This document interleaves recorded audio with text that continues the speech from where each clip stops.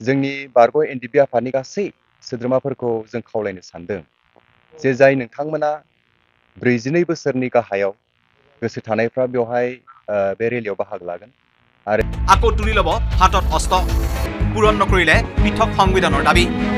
बर'नि पलिटिक्सआ मालाबाबो इसेबां गाहायसिम फैयाखैमोन मानो फैयाखैमोन दिनै बिथांमोना मा खालामदों एन्जर मुलि फाननायफोर बायदि बाजाराव थांनानै मा खालामदों बिथांमोना मुलि फाननाय बायदि बिपिएफखौ भट हो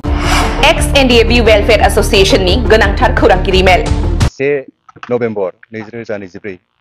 मायथाइ जों माखासे बिसयखौ लानानै बे खौरां बिजोङाव बाथ्रा बुंनो थाखाय जों बाहाय ज' जादों बिनि सिगां जोंनिफ्राय जों बुंग्रोनो सानदों जे दिनै 11 नभेम्बर बिटिआरनि सासे गोग्गोम सिगनेटरि आरो आथिखालनि बिटिआरनि सिइएम बिथां प्रमद बर' सारनि जोनोम सान बे जोनोम सानाव जों एक्स-एनडिपि वेलफेयार एसोसिएशननि जानानै बिथांनि गोग्गो देहा बिथांनि जिउमा आरो बिथांनि गासै खामानि मावफुंनायनि थाखाय जों अबंलावरिनियाव जों आर'ज गाबदों प्रमद बर' আপনার সুইসাইডর দিনটো হল 9 তারিখ এপ্রিল 2025 8 তারিখ এপ্রিলত 5 বছরটো কম फैबाय थानाय समाव भारत सरकारनिफ्राय टेरिटरियेल आर्मिनि रिक्रुइटमेन्ट रेलि माखासे जानो थांगासिनो दङ आरो बेयो जोंनि क'क्राझार डिस्ट्रिक्टआव फैगौ 22, 23, 24 अक्ट' आरो 25 अक्ट' बे अक्ट'खालि जोंहा बाहाय रिक्रुइटमेन्ट रेलिया जागोन सरायखलायाव बेवहाय जोङो थांनाय बबेबा मोनसे तारिखआव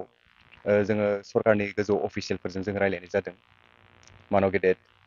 जोंनि बिटिआरनि चिफ सार बिथांनि रेसिडेन्सियेल कनफारेन्स हलाव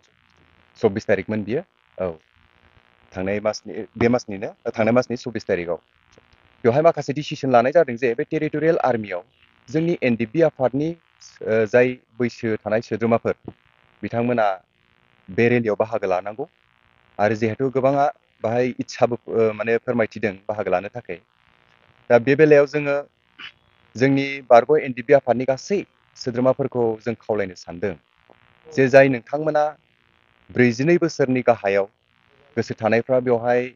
बे रेलियाव बाहागो लागोन आरो बे रेलियाव बाहागो लाखांनानै जायफ्रानाखि मेडिकेल आरो खारनाय बारनायफ्राव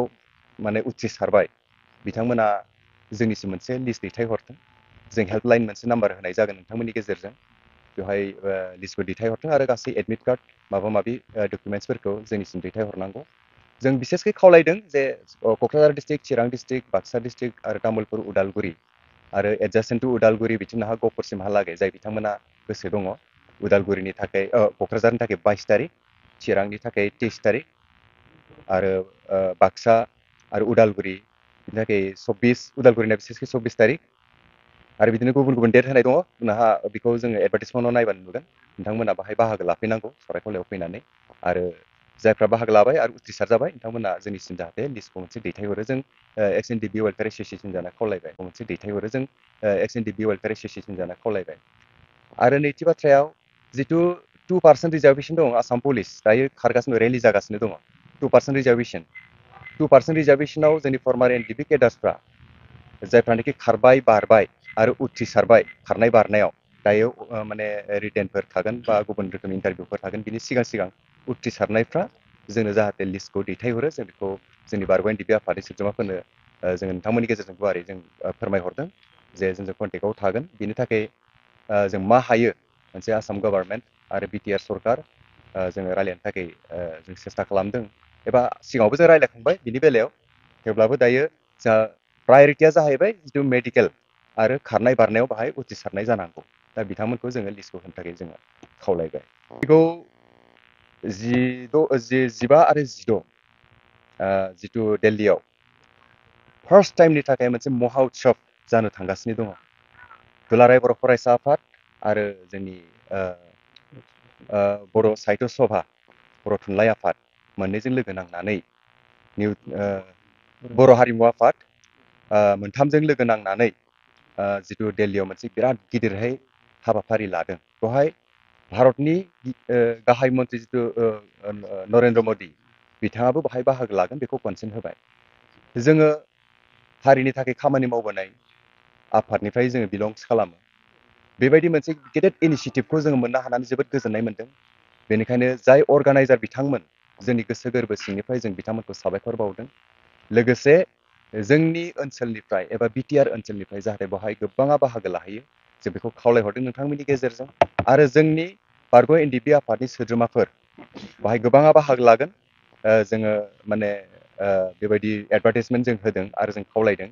जों खावलायैनि सिगां गोबाङा थारमाने ट्रेननि टिकेट गुबुन गुबुन टिकेटफोरखौ बिथांमोना रेडि खालामदों। जों गोजोननाय मोन्दों। जों दुलाराय जोंनि रायजो राजा बिथांमोनखौ जों खावलायदों बे मोनसे मेगा इभेन्ट्सआव जाहाथे बाहागो लाहैयो। मानोना दिनै बर'आ मोनसे लेभेलाव बेंखन जानानै थायाखै।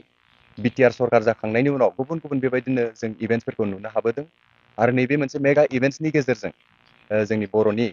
माखासे जिथु बिसयफोर आरो जोंनि जिथु जौगाथायफोर एबा जोंनि प्रिथिबिनो मोनथिहोनो होनो गोनां जिथु बिसयफोर दङ बियो गुवारै मिथिहोजागोन। बेनिफ्राय जोंनि ओनसोलनि डेभेलपमेन्टखौ लानानै भारत सरकारनि टप लेभेलनि एजेन्सिफोरनाव जोङो मोनसे सेन्टार अफ एटेनसन जों जानो हागोन बेखौ जों मिजिं थिदों। बेनिखायनो बिटिआर गभार्नमेन्ट एबा जिथु अर्गानाइजार जोंनि मोनथाम अर्गानाइजार बिसेसके दुलाराय बर' फरायसा आफाद आरो बर' साहित्य सभा बर' हारिमु आफाद जों बिथांमोनखौ जोबोद जोबोद साबायखर बावदों। आरो नोंथांमोननि गेजेरजों जों खावलायबाय जे जाहाथे बाहाय